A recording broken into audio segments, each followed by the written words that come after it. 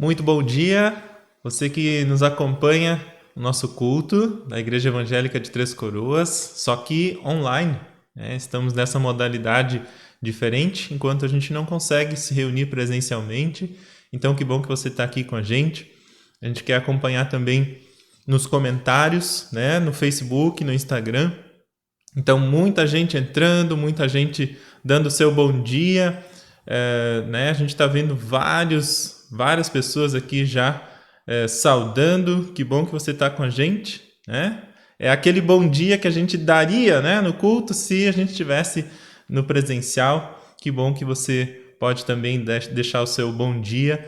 E deixa também o seu recadinho, vai colocando as suas contribuições. É legal isso, é importante isso e dá mais essa ideia de que nós estamos juntos, apesar de separados aí pela distância, cada um na sua casa, na sua residência. Né? Muitas vezes a gente já ouviu algumas pessoas não, lamentando ou quase isso, que pena que a gente não consegue participar mais no culto quando a gente está lá no templo. Pois agora a gente tem uma oportunidade. O que você escrever aí está valendo e a gente está recebendo aqui em tempo real, então a gente consegue também colocar essas participações. Então a gente tem finalmente a gente tem a possibilidade de interagir um pouquinho mais aí no culto, né? Depois nós vamos ter a mensagem, então você também pode colocar questionamentos, perguntas, colocações, contribuições e assim a gente vai crescendo junto. Igreja é essa junção, né, de pessoas que creem em Jesus.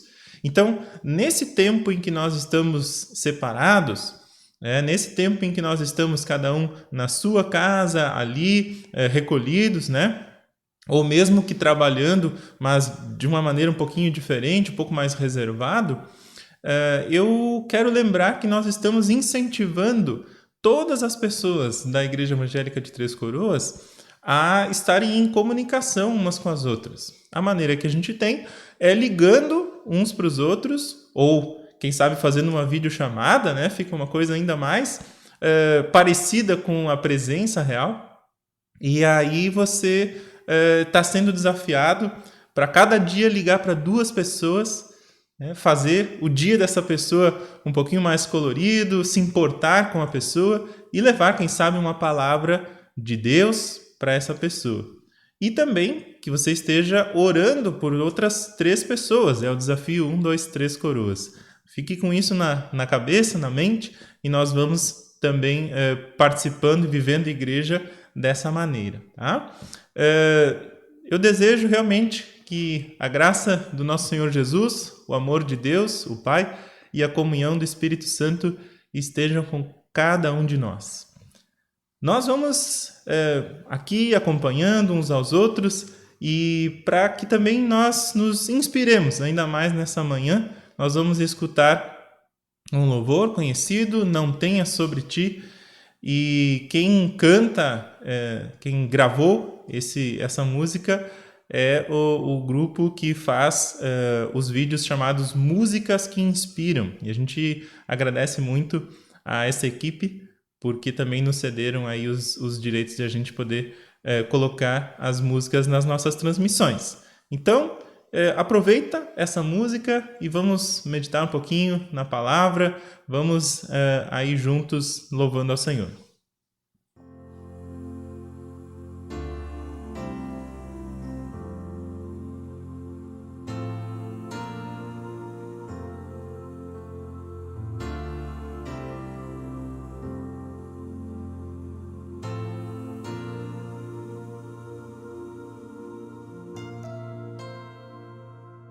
Não tenha sobre ti um só cuidado, qualquer que seja, pois somente seria muito para ti.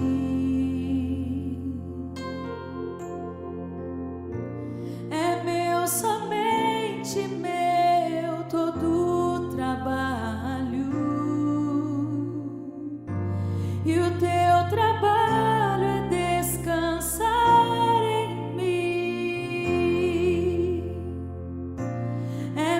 somente meu todo o trabalho,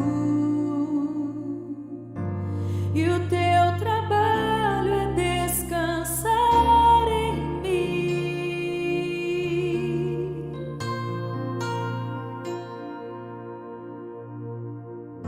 Não temas quando enfim tiveres que tomar decisão.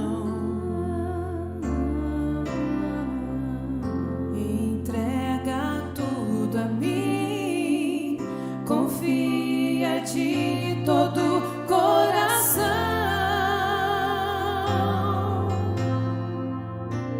É meu, somente meu, todo o trabalho,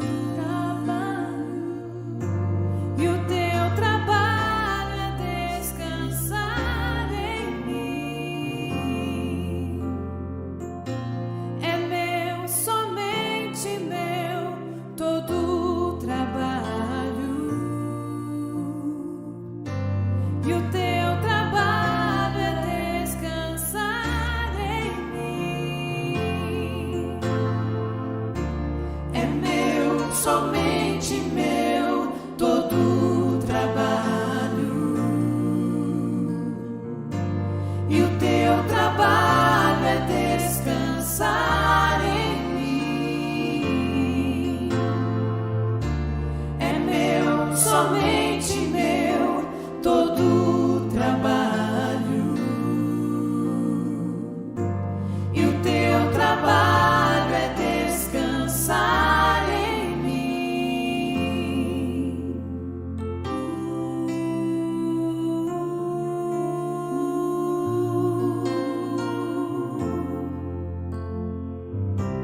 Descansar em mim.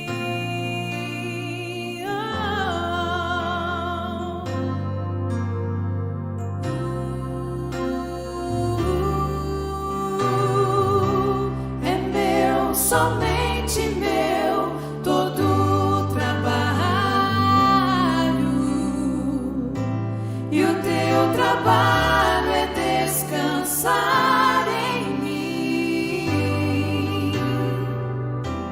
É meu, somente meu, todo o trabalho, e o teu trabalho é descansar em mim.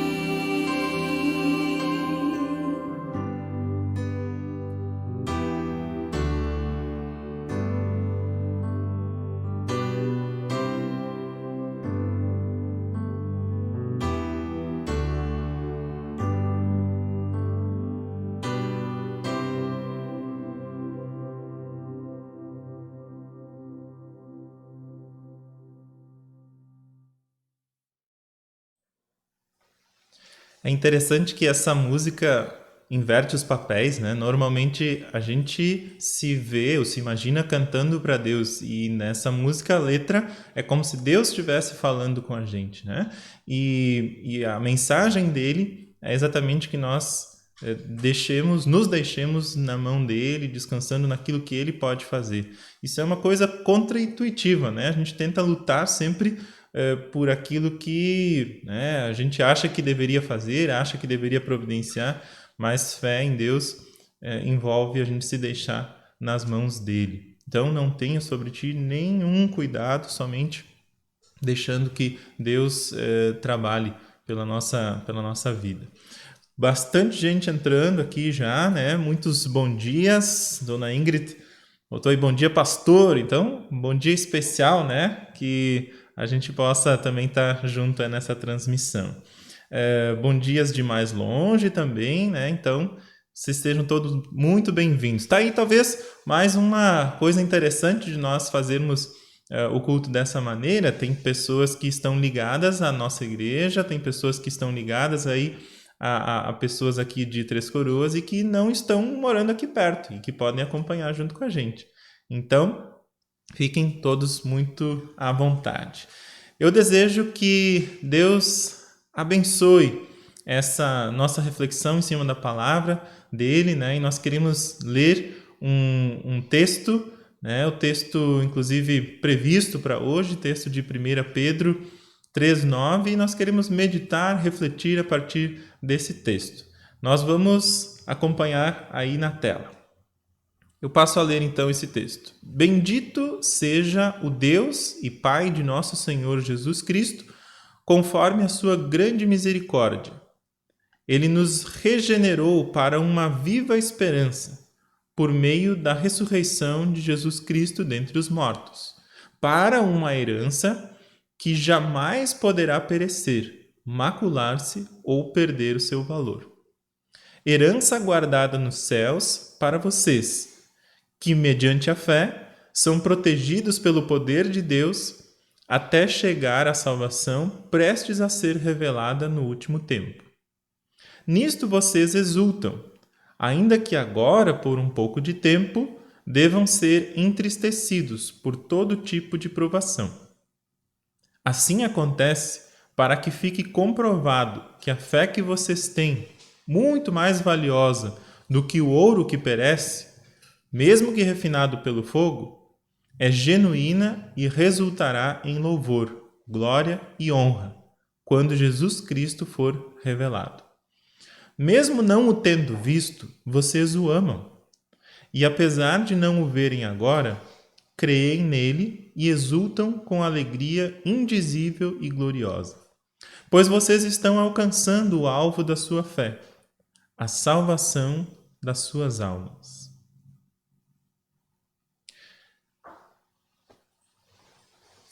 Eu quero te incentivar a colocar os teus comentários, as tuas ideias, as tuas contribuições, inclusive em meio a esse tempo de reflexão, porque aí nós podemos crescer juntos na palavra. É sempre bom a gente ir vinculando, ligando as coisas que nós lemos no devocional da manhã, as coisas que que vieram ao nosso coração enquanto nós estivemos orando ao Senhor, ou na noite, ou já de manhã, e juntando com aquilo que nós estamos meditando aqui. Vejam esse texto que a gente acabou de ler. Eu vejo que nós temos 3 palavras-chave nesse texto. E vai ser bom a gente olhar essas 3 palavras, o que elas dizem para nós e também o que elas não dizem, né? O que seria o contrário dessas palavras.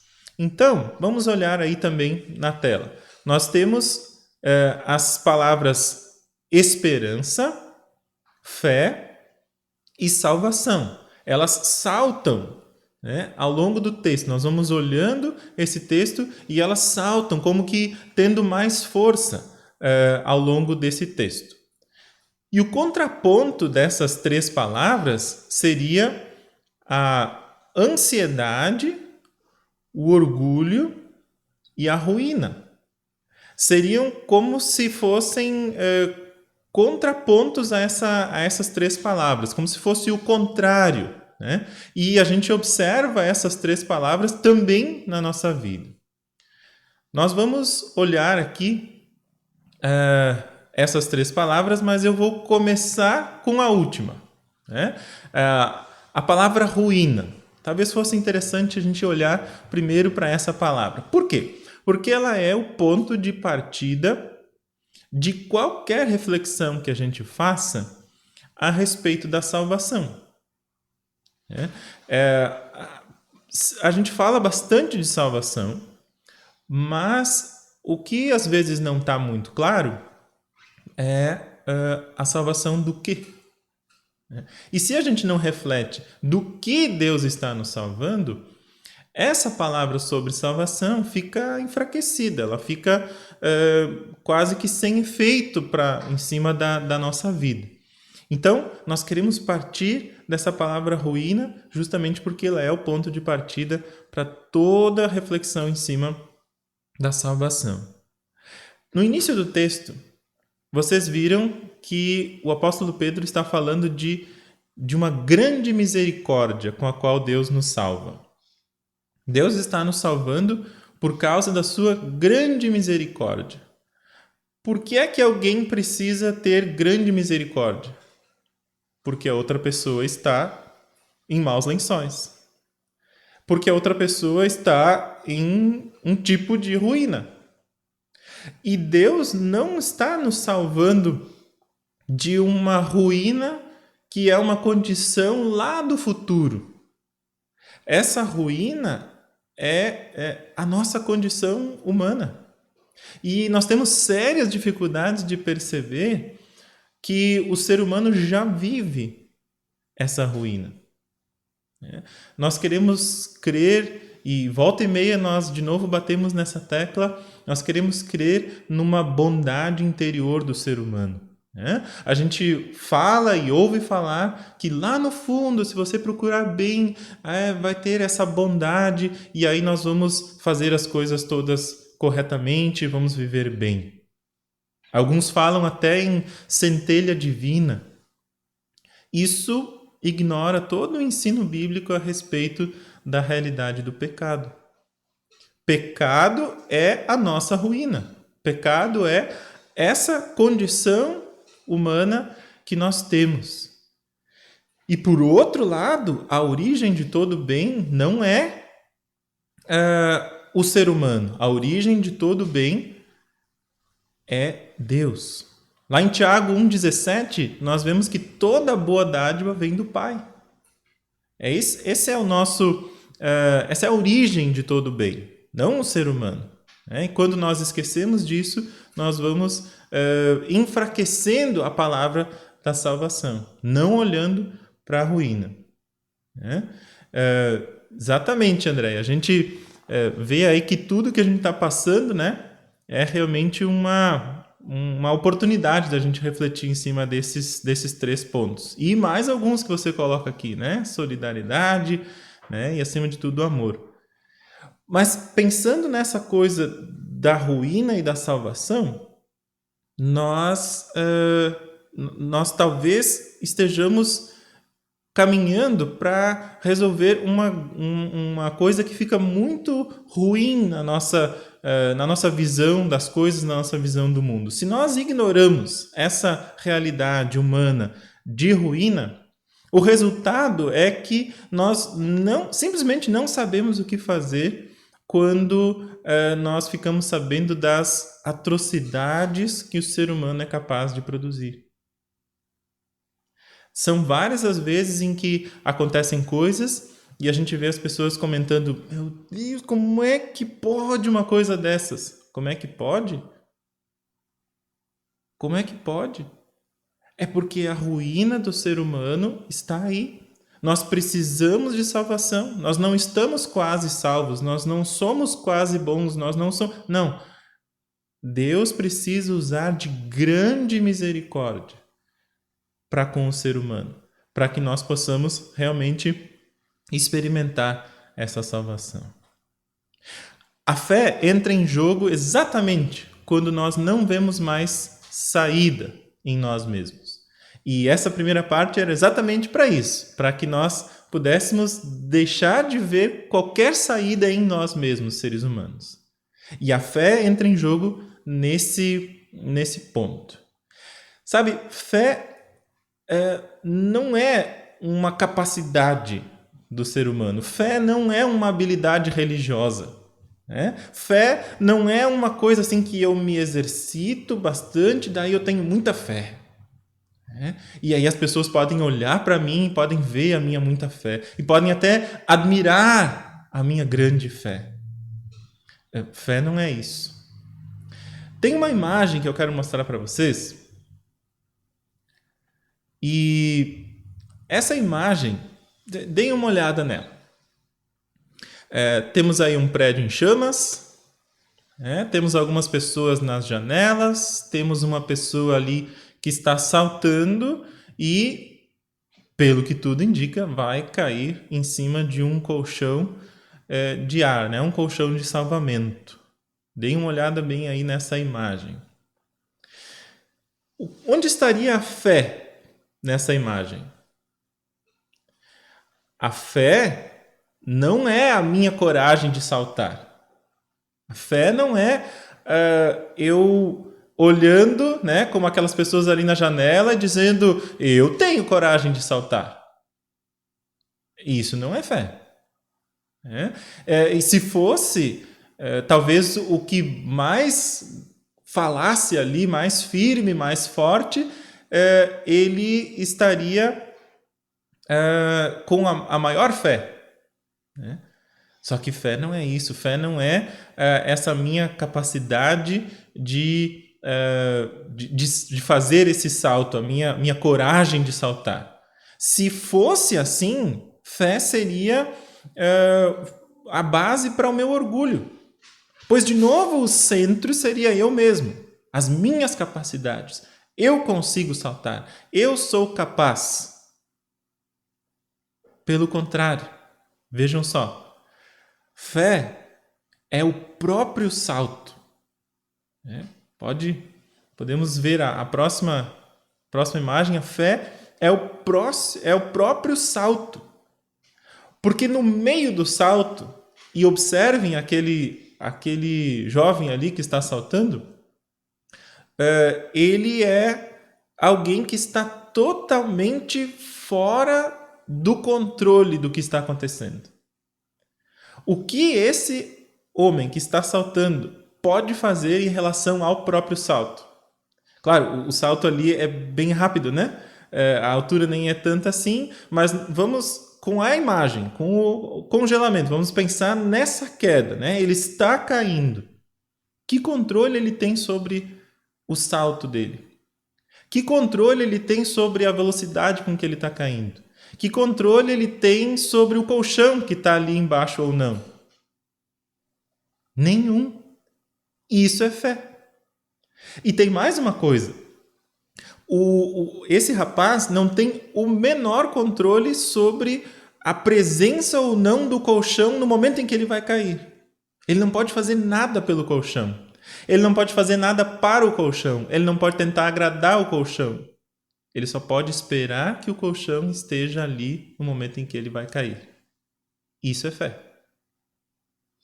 Não depende da capacidade dele. Ele saltou. Ele está nesse salto. Ele está nessa posição de não controlar. E isso é fé. Salvação, então, nesse sentido, é algo que nos é trazido, sim, que vai vir, né? Que não é mais, não é algo que, vamos dizer assim, é algo que ainda está lá no futuro, mas com a qual já se pode contar agora. É como o rapaz saltando. Né? Ele já pode contar agora com o colchão, senão ele não teria saltado. Né? Mas a salvação é algo com a qual a gente já pode contar agora. Então eu não preciso pensar que eu vou estar sendo talvez soberbo ao dizer, sim, eu conto com a salvação, eu creio na salvação, eu vou ser salvo. Porque não é a minha capacidade de saltar. É sim o fato de eu estar me entregando inteiramente nos braços de Deus, como também a gente vê aqui no comentário. Né? Nós precisamos sim confiar nessa salvação, porque ela vem. A garantia é aquilo que o próprio Deus nos oferece. Tem uma coisa interessante nesse texto também, que Pedro se admira com o fato de que aquelas pessoas com as quais ele está conversando ali na carta criam em Jesus sem ter visto Jesus. Porque ele viu Jesus, ele caminhou com Jesus. Né? E Pedro, então, está conversando aqui com os seus interlocutores, né? Aquele que ele está escrevendo essa carta. A dinâmica era um pouquinho mais lenta do que a nossa aqui, né? Hoje, em que a gente pode simplesmente digitar ali, a gente já consegue interagir. Mas o Pedro está conversando com essas pessoas e ele está admirado pelo fato de que eles acreditavam em Jesus sem ter visto Jesus. E Pedro viu Jesus. E Pedro caminhou com Jesus. É mais ou menos como a situação em que ali, né, na figura que a gente viu, o colchão estava muito visível. Só que imaginem que talvez a gente estivesse nesse prédio em chamas e olhar pela janela seria só um fundo escuro. E alguém dizendo, tem um colchão lá embaixo. pode saltar. Sem ver, nós teríamos que crer nessa palavra e saltar. E Pedro está admirado, então, que essas pessoas estavam crendo sem ter visto Jesus. É o meu caso, é o teu caso. Nós não, como Pedro, nós não vimos face a face, mas nós sabemos tudo o que ele fez por nós e nós sentimos todo o seu cuidado também sobre as nossas vidas. Fé em Jesus, que é o que o Pedro diz também, vale mais do que ouro refinado. E o produto dessa fé é o reconhecimento de que Jesus é o Senhor. O produto dessa fé não é o meu bem-estar, o produto dessa fé não é que eu apareça bem frente aos meus familiares, aos meus conhecidos. Não, o fruto da minha fé, o fruto da sua fé vai ser uma fé verdadeira, depositada em Jesus, que não fica contando vantagem, que não é a capacidade de saltar, mas é o próprio salto. O fruto dessa fé é que as pessoas vão reconhecer que Jesus é Senhor. E aí nós chegamos à nossa terceira palavra, que é a esperança. O texto diz que essa esperança é viva. E pensando na esperança, falando sobre essa esperança, nós conseguimos observar que o texto tem um ponto bem definido no passado. Ele está ciente dos nossos sofrimentos, da nossa situação no presente, e ele aponta, esse presente apoia toda uma esperança numa realidade que ainda vai vir. Então, esse passado que ele fala é a ressurreição de Jesus, esse ponto no passado é a ressurreição de Jesus, e não pode ser mudado. O que aconteceu no passado não pode ser mudado. É ali que se baseia toda a fé, a fé cristã, a ressurreição de Jesus. E isso dá solidez para a vida cristã. Se eu olho para trás, para a ressurreição, e me apoio nessa ressurreição, eu estou sólido, eu estou firme. E no presente, Pedro não se esquece de que nós estamos numa realidade bastante complicada, com sofrimentos e tudo. Então, nós temos também isso tudo, esse ponto no passado, esse presente apontando para essa esperança. O futuro ainda não aconteceu e ele não pode ser vivido ainda. Então, toda a ansiedade fica de lado se nós nos dermos conta de que esse futuro não pode ser vivido ainda. Porque a ansiedade é justamente nós tentarmos viver um tempo que ainda não chegou. E nós aqui estamos então refletindo sobre esse passado, presente e futuro.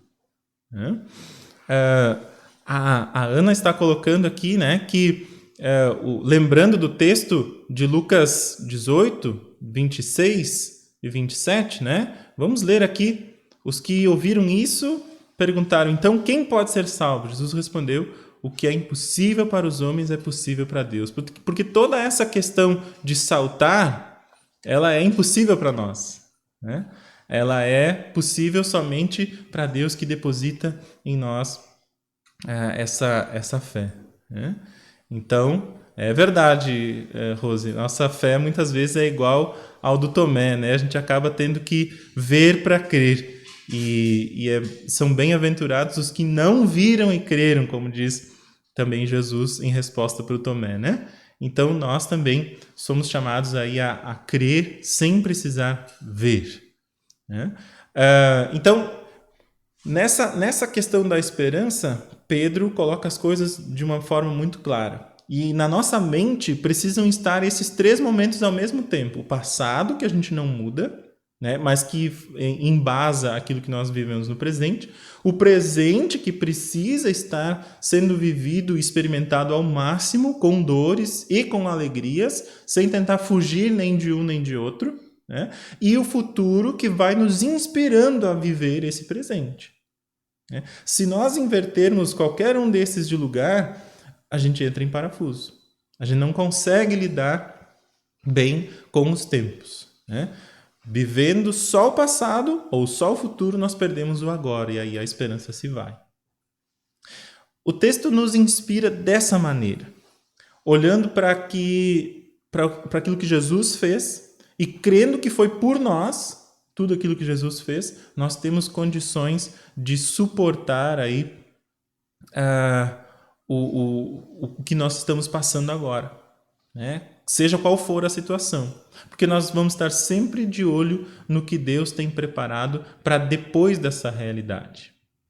Fé, esperança e salvação.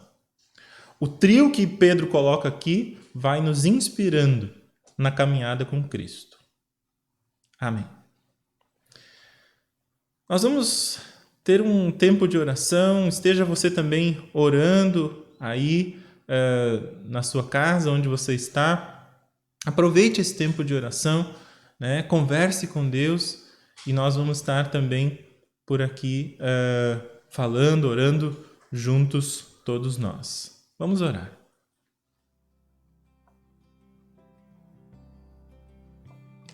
Senhor Deus, nós queremos olhar para essa fé, que se for algo que nós tivermos que fazer, é um desafio muito, muito maior do que podemos suportar.